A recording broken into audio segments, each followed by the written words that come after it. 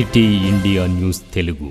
ఢిల్లీలో జంతర్ మంతర్ వద్ద మహాధర్నా తెలంగాణ రాష్ట్రంగా వ్యాప్తంగా మహాధర్నా జరగడం, ముఖ్యంగా బీసీలందరూ కూడా ఏకీకృతమై మహాధర్నాకు వెళ్ళడం. ఈరోజు కాంగ్రెస్ ప్రభుత్వం 18 నెలలైంది రాష్ట్రం ప్రభుత్వం ఏర్పడి, ఇమీడియట్గా నిజంగా ఓట్లు వేయించుకొని మర్చిపోవడమే కాకుండా నిజంగా బీసీలకు న్యాయం చేయాలనే ఉద్దేశంతో ఈరోజు రాహుల్ గాంధీ గారు దేశంలో ఉన్న బీసీలందరినీ కూడా గుర్తించి ఈరోజు కులగణన చేయడం జరిగింది. దానికి మన రాష్ట్ర ముఖ్యమంత్రి వర్యులు నిజంగా ట్రాన్స్పరెంట్గా ఈరోజు కులగణన చేసి బీసీ వర్గీకరణకు 42% బీసీ రిజర్వేషన్ ఇవ్వడానికి కూడా వాళ్ళు ఎంతో మొగ్గు చూపుతూ తెలంగాణ నుండి అందరూ కూడా మహాధర్నాకు రావాలని చెప్పేసి పెడితే, మహబూబ్నగర్ నుండి కూడా అందరం నాయకులందరూ కూడా మహబూబ్నగర్ ఎమ్మెల్యే గారు శ్రీనివాసరెడ్డి గారి ఎన్ఎం శ్రీనివాసరెడ్డి గారి ఆధ్వర్యంలో మేమందరం కూడా అక్కడికి వెళ్ళడం జరిగింది. అలాగే వివిధ అసెంబ్లీ కాన్స్టిట్యున్సీల నుంచి కూడా అందరూ కూడా అక్కడికి రావడం జరిగింది. ఆ ధర్నాలో నిజంగా అందరూ దేశంలో ఉన్న ఎంపీలందరూ కూడా బీసీలందరూ అక్కడికి వచ్చి నిజంగా వాళ్ళు చాలా చక్కగా కనిమెల్లి గారు కానీ ఈరోజు తమిళనాడులో దాదాపుగా 60% బీసీలకు అక్కడ రిజర్వేషన్ ఉంది, 69% వాళ్ళకి రిజర్వేషన్ ఉంది అక్కడ. ఈరోజు మన దగ్గర గతంలో ఉన్న ప్రభుత్వాలు, బీఆర్ఎస్ ప్రభుత్వం, ఆ రోజున్న కాంగ్రెస్ ప్రభుత్వం ప్రకటిస్తే దాన్ని రిజర్వేషన్ను తగ్గించి ఈరోజు వాళ్ళు చేయడం జరిగింది. అంటే ఎవరైనా కూడా బీసీలను కేవలం ఓట్లకు వాడుకొని వదిలేయడమే కానీ నిజంగా ఈరోజు కళ్ళకు కట్టినట్టుగా కనిపిస్తుంది ఏ ప్రభుత్వం అయినా సరే. ఈరోజు విజయ్ ప్రభుత్వం నిజంగా ఇక్కడ ఉన్నారు, కిషన్ రెడ్డి గారు ఉన్నారు, ఎంపీలు బండి సంజయ్ గారు ఉన్నారు, రేవంత్ రెడ్డి గారు అసెంబ్లీలో ఆమోదం చేసి ఎక్కడైతే కేంద్ర ప్రభుత్వానికి పంపించిండ్రు, ఆర్డినెన్స్ కనుక పంపిస్తే కనీసం అక్కడ ఉండి వాళ్ళు బీజేపీ వాళ్ళు కేంద్రంలో ఉన్నారు కాబట్టి వాళ్ళు ఈరోజు రాష్ట్రపతి కూడా అపాయింట్మెంట్ ఇవ్వడం లేదు. అంటే కళ్ళకు కట్టినట్లుగా కనిపిస్తూ ఉంది. బీసీలను కేవలం ఓట్లకు మాత్రమే వాడుకొని బీసీలపైన ఎలాంటి చిత్తశుద్ధి లేదు. నిజంగా కాంగ్రెస్ ప్రభుత్వం ఈరోజు బీసీలకు రాజ్యాధికారం రావాలి, బీసీలను కూడా విద్యా పరంగా, ఉద్యోగ పరంగా, రాజకీయ పరంగా కూడా వారిని పైకి తీసుకురావాలని చెప్పి ఉద్దేశంలో వాళ్ళు ఉన్నారు.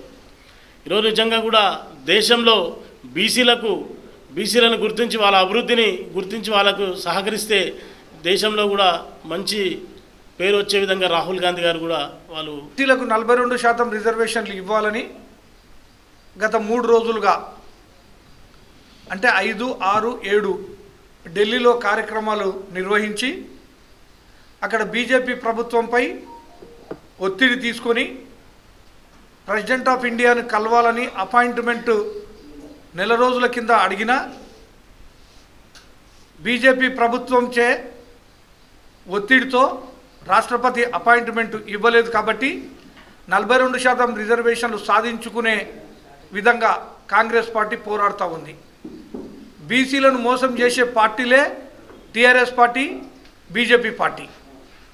బీజేపీ పార్టీ అసెంబ్లీలో తీర్మానం చేసినప్పుడు 42% రిజర్వేషన్లకు ఒప్పుకొని ఇక్కడ తీర్మానం చేసి దాన్ని గవర్నర్కు పంపి గవర్నర్ ద్వారా ప్రెసిడెంట్ ఆఫ్ ఇండియాకు పంపితే ఇంతవరకు కూడా ప్రెసిడెంట్ ఆఫ్ ఇండియా దానిపైన నిర్ణయం తీసుకోలేదు, దానిపైన కూడా ఎలాంటి మాటలు కూడా మాట్లాడడం లేదు.